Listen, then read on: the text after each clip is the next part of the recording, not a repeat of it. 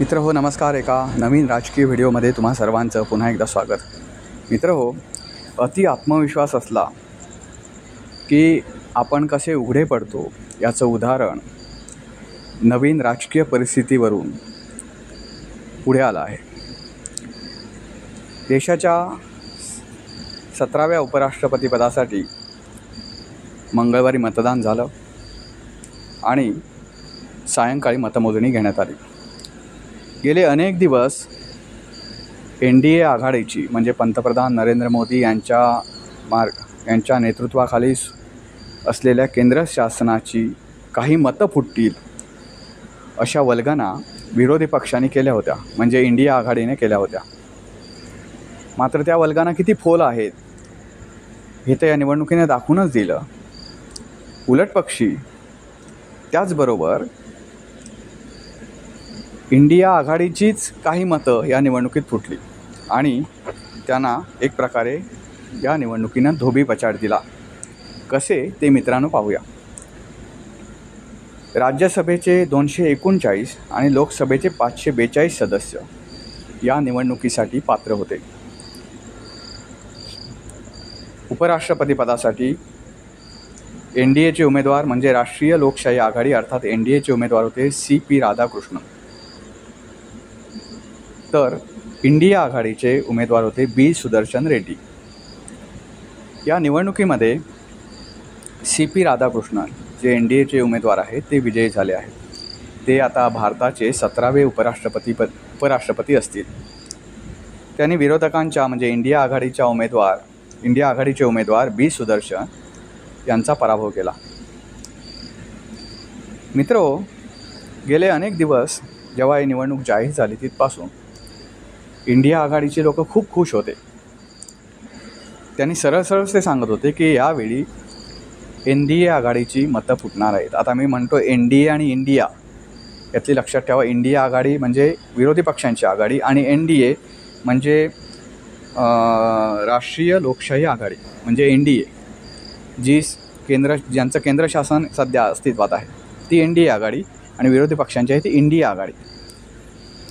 तर मित्रांनो, या इंडिया आघाडीचे पदाधिकारी असे सांगत होते की यावेळची NDA आघाडीची मतं फुटतील.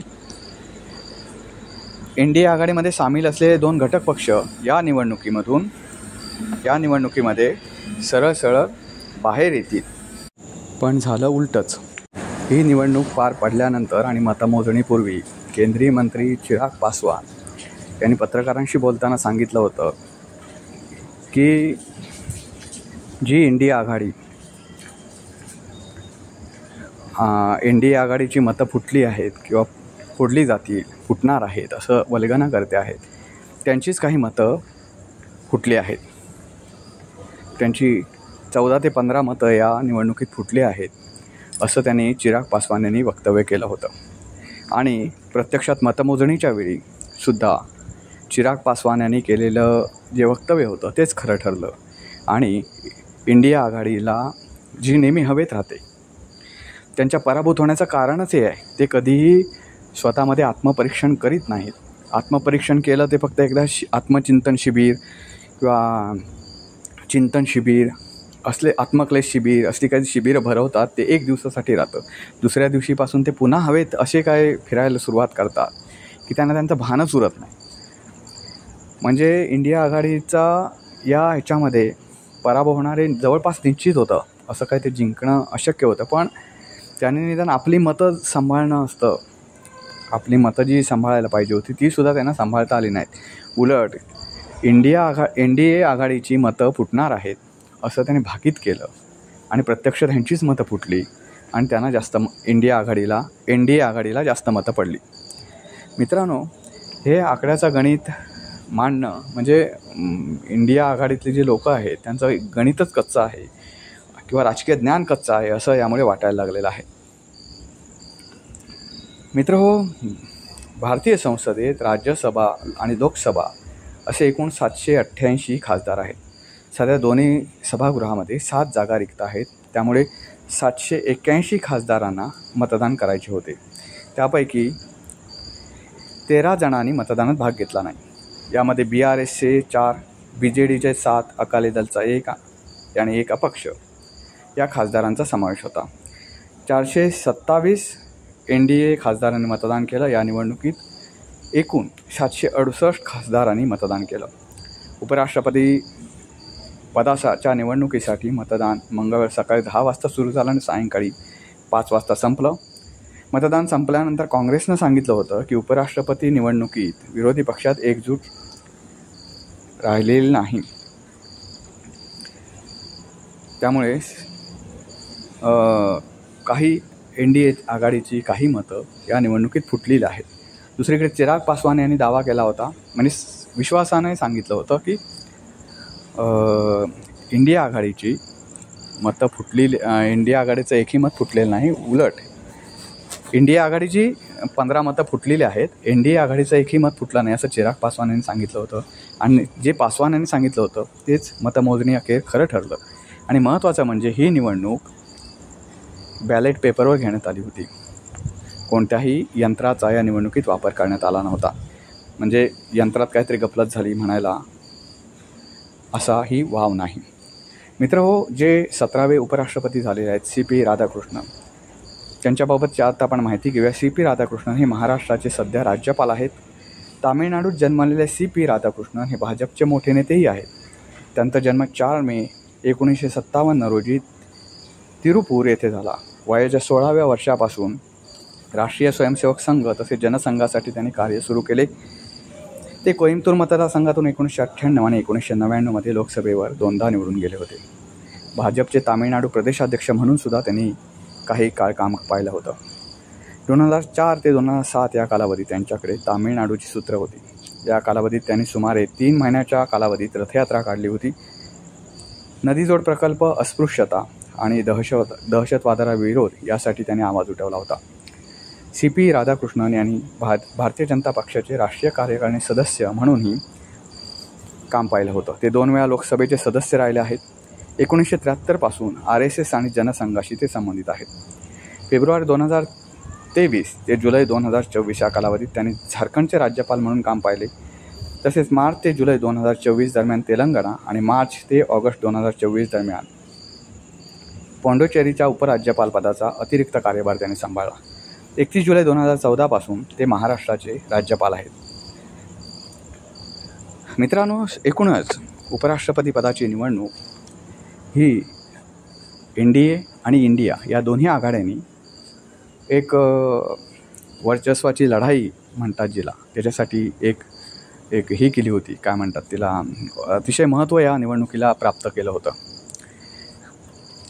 इंडिया आघाडीची अशी इच्छा होती किंवा त्यांना असा विश्वास वाटत होता की जे घटक पक्ष आहेत NDA आघाडीतले, म्हणजे चंद्रबाबू नायडू असतील, नितीश कुमार असतील, हे घटक पक्ष दगा देतील आणि नरेंद्र मोदी यांचा जो मनसुबा आहे ही निवडणूक जिंकण्याचा तो उधळला जाईल. आता हे सगळं ठीक आहे, हे राजकीय डावपेच असतात आणि ते कोणी आखू नयेत असं कधीच आपलं म्हणणं नाही, किंवा असं ते भाजपसुद्धा करतं. पण भाजप करतं तेव्हा नुसतं आकडे एका ACच्या रूममध्ये बसून आकडेमोड खेळत नाही किंवा आकड्यांचा खेळ खेळत नाही. ते मटका किंग खेळतात. जे आकड्याचा गेम खेळतात फक्त त्याला मटका किंग म्हणतात. फक्त काँग्रेसनं ही गणितं एका बंद खोलीत मांडली आणि त्याच्यावर ते काहीच केलं नाही. भाजपचे लोक किंवा NDA आघाडीचे जे लोक आहेत ते आकड्याशी खेळता तसे डावपेच पण आखतात ते आकडे अस्तित्वात येण्यासाठी.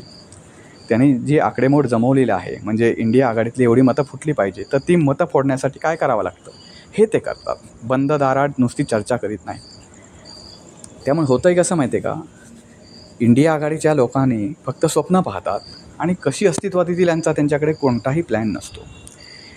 आजसुद्धा शत्रू म्हणजे भाजपचे पदाधिकारी त्यांच्या काही खासदारांच्या संपर्कात आहेत. याची पुसटची कल्पनासुद्धा भाजपच्या खासदारांनी किंवा भाजपच्या पदाधिकाऱ्यांनी, NDA आघाडीच्या पदाधिकाऱ्यांनी या विरोधी पक्षांना लागू दिले नाही. जेव्हा त्यांची मतं फुटली तेव्हा त्यांना कळलं की 14 मतं आपलीच फुटली, दुसऱ्याची मतं आपल्याला पडण्याऐवजी. हीच खरी जादू आहे राजकारणामध्ये. हीच खरी जादू असते की दुसऱ्याला गाफील ठेवून त्यांनाच पराभूत करणं. नुसतं पराभूत करणं नाही तर त्यांची मतं फोडून त्यांना पराभूत करणं. याला राजकीय डावपेच म्हणतात, जे इंडिया आघाडीला कधीच जमले नाहीत. आणि कसं आहे माहिती आहे का, त्याच्यासाठी ज्या गोष्टी करणं आवश्यक असतं, फक्त हवेतले बुडबुडे ज्याप्रमाणे असतात, पाण्याला बुडबुडे येतात, ते थोड्याशा गोष्टीनं विरून जातात. तसं इंडिया आघाडीचं झालेलं आहे. ते हवेतले बुडबुड्यासारखे आरोप करतात, हवेतल्या हवेत. त्यांना कुठलं प्रूफ नसतं.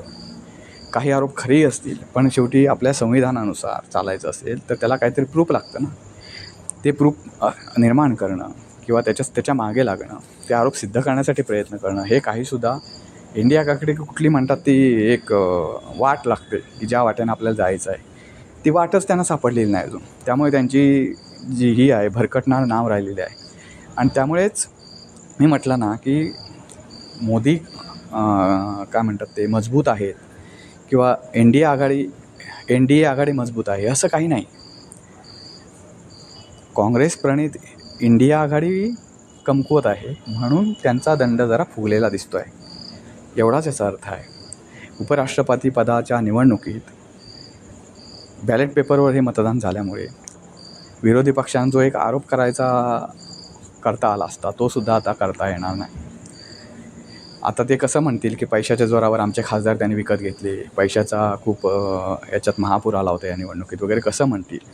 आणि जर म्हटलं त्यांनी तर त्यांचीच लाज गेल्यासारखं आहे ना ते, की तुमचे खासदार पैशानं विकले जातात. हे त्यांच्याच खासदारांची नाचक्की आहे त्याच्यात. त्यामुळे सध्या तरी विरोधी पक्षनेते चूप आहेत आणि जो निकाल आलेला आहे हाती, तो स्वीकारण्यापलीकडे त्यांच्या हातात काहीच उरलेलं नाही. मित्रांनो, व्हिडिओ कसा वाटला नक्की कळवा. व्हिडिओ लाईक करा, शेअर करा, चॅनलला सबस्क्राईब करायला विसरू नका. पुन्हा भेटू पुन्हा एका नवीन व्हिडिओचा. तोपर्यंत नमस्कार.